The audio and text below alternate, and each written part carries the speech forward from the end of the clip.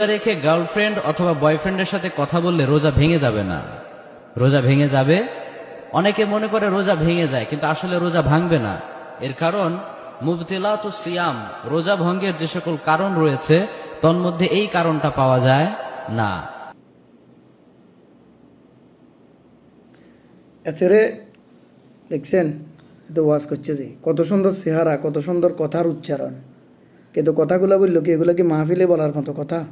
মাহফিলে বলার জন্য আর কোনো বিষয় নাই, আর কোনো সাবজেক্ট নাই, এতে বললোটা কি?